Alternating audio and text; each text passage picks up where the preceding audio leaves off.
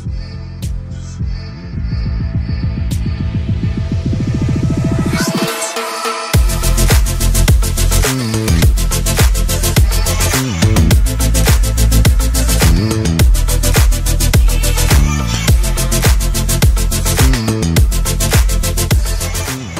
is up, Gato Squad? Welcome back to the channel. My name is Elias, and if you are new here and like daily car content, consider subscribing.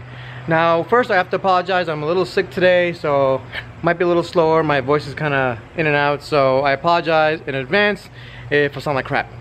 So, the reason you clicked on this video is because you wanted to see how the Type R handled the track day. So, what I do usually, so in case you missed it on the sport hatch, I take a look around the car, see if there's any damage, see how it did. I take the wheels off, take a look at the stud tires, take a look at the brakes, and then I talk about my overall experience with the Type R on the track. So let's get started.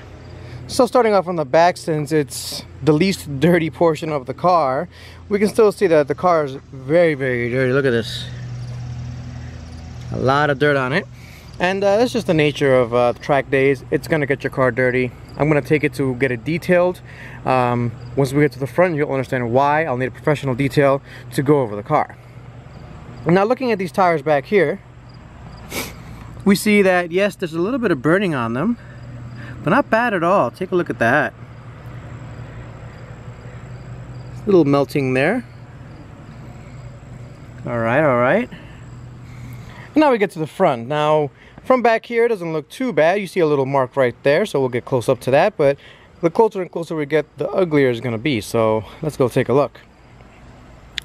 So this right here is actually from molten tire being flung at me.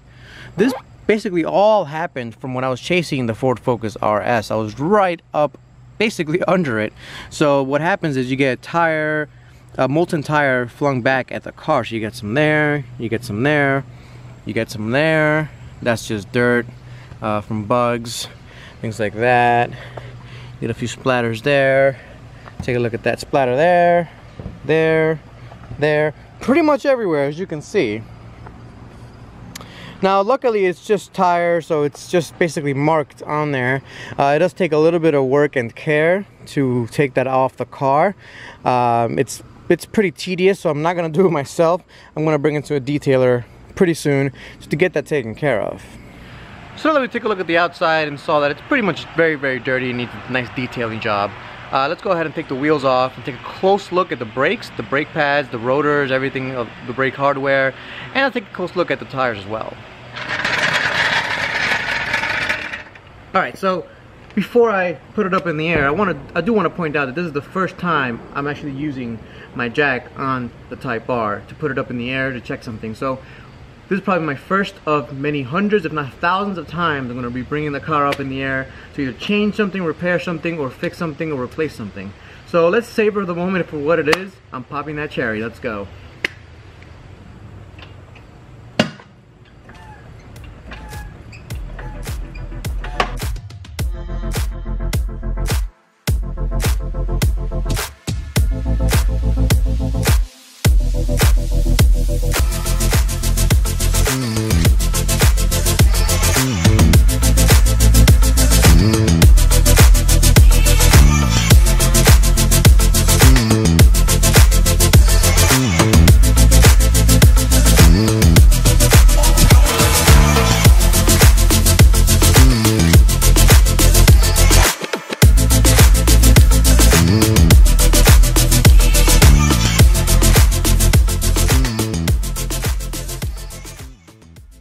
By far the best 70 bucks I ever spent. This thing is awesome.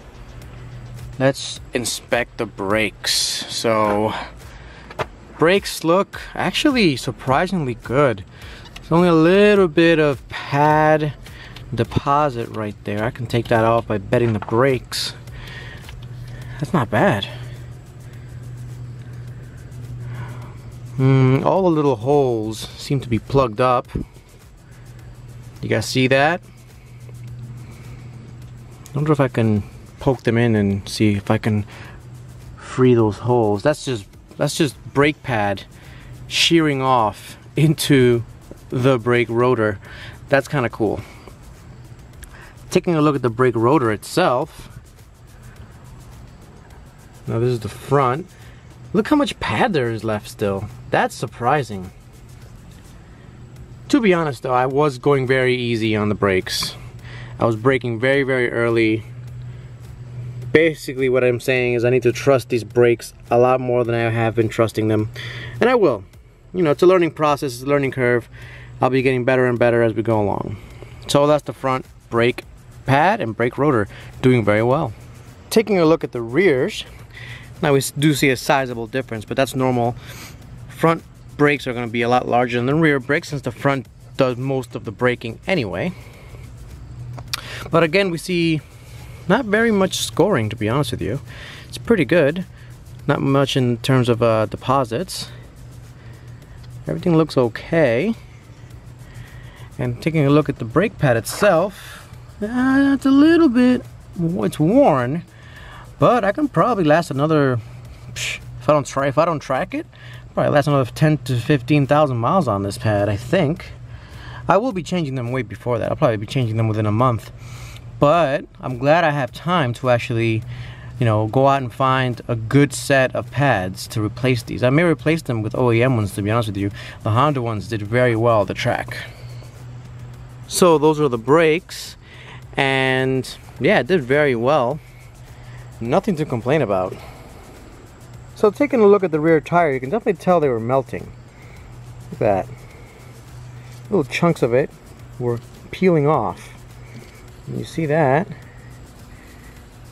That's a chunk, that's just a nice line of melted tire right there, going right along the whole tread. Now it could be, probably is, this tire melting, but it could also be an accumulation of other people's tires melting onto this tire. It's very possible. This is dirt. Tread, I probably can do maybe another track day on this one. Maybe another session or two, maybe 3, but then they're toast. As far as, you know, daily driving with these, I would say you could probably do another, I don't know, 2,000 miles on these at most. Not anything more than that, if you're careful. So, but these are the back ones. Let's take a look at the front ones. And they don't look too bad. I mean, you could obviously see that they've been on the track. Take a look at that. See the wrinkly mark right there? That shows you that it's been stressed right there. But these tires handle pretty well. In terms of tread wear, I'd say they're pretty much done. Especially right here. The center tread is pretty much gone. Again, if I was daily driving and I wanted to keep with these tires, if I didn't have a winter or something, I'd probably do another 1,000 miles on these. Wouldn't be too big of a deal. But as far as another track day, maybe I can put them in the back and put the back ones in the front. Maybe do a couple laps, a couple of sessions, I don't know. But as it is, I'm pretty much retiring these tires. These don't look that great. Look at the sides, they look stressed. So I'd be risking it if I took these out back on the track again. So as you saw right there, I was pretty impressed at how the tires and the brakes performed. The brakes look like they have a decent amount of life left in them. The tires, a little bit worse than the brakes. They're pretty much done, especially the front ones. I might be able to do another track day if I really want to risk it. But take the back tires, put them in the front, take the fronts, put them in the back, and run them like that. But it's a bit too much of a risk. And actually, on the way home, I got a low tire pressure warning. Let me show you.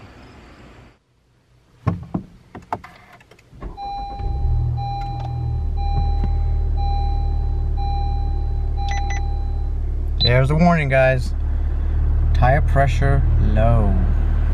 So as you saw there, the tire pressures are showing low. But it's important to note that the way the Civics, these new Civics, handle the tire pressure monitoring system is actually not by putting sensors in the tires and wheels. No, Honda was, you know, I don't know how you want to put it, either smart or dumb. I actually particularly like the way they did it.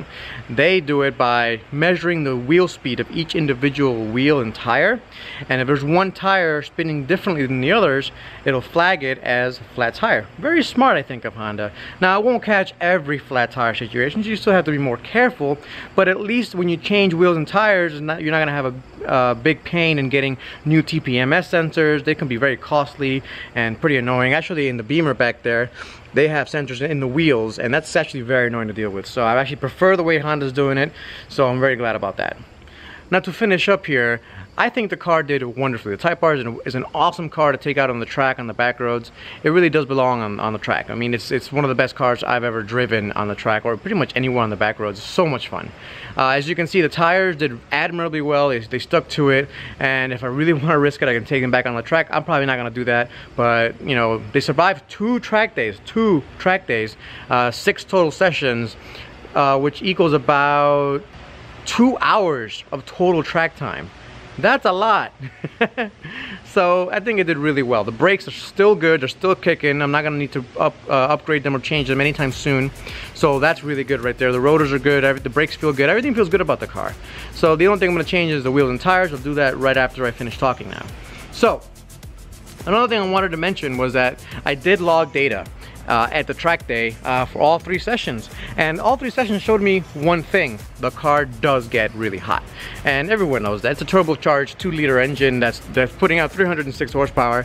It's gonna be getting hot in there. Now, some things I think we could improve on is the intercooler. So the intercooler, we can definitely make it a bigger one or a more efficient one. I don't know what to do, because the intake temperatures were getting really, really hot.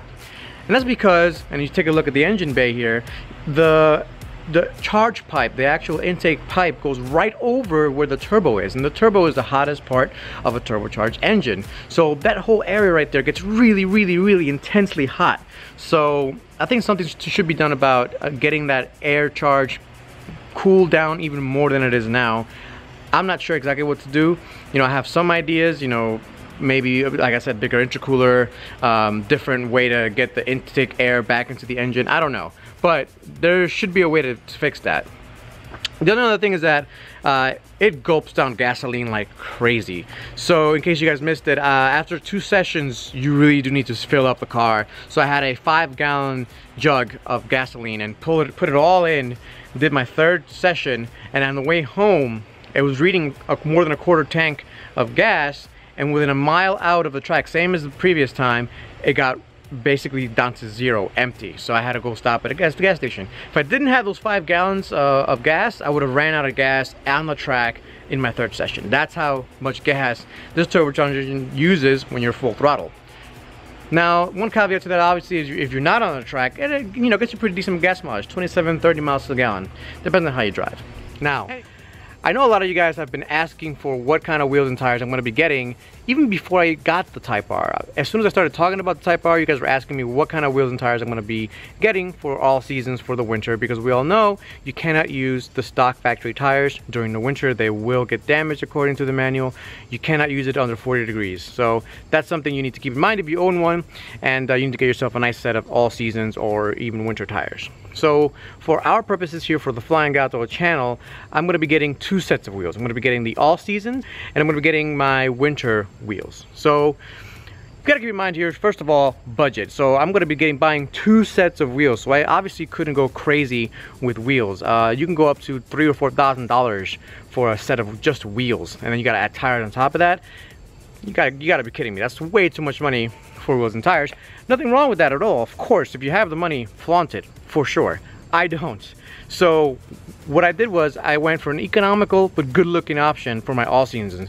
Now I know these wheels and tires are going to be basically scraping along, getting bumps and hitting all kinds of stuff. I'm going to be driving this car everywhere all around Pennsylvania. If you guys don't know, Pennsylvania gets a lot of snow, so we'll be getting a decent amount of snow here and there, you know, slush, and it's going to get gravel all over it. So they're going to get pretty mucky and messed up. So I didn't go crazy with the tires and wheels. I actually went for whatever was on special at Tire Rack that looked good, that I thought looked good on the Type R.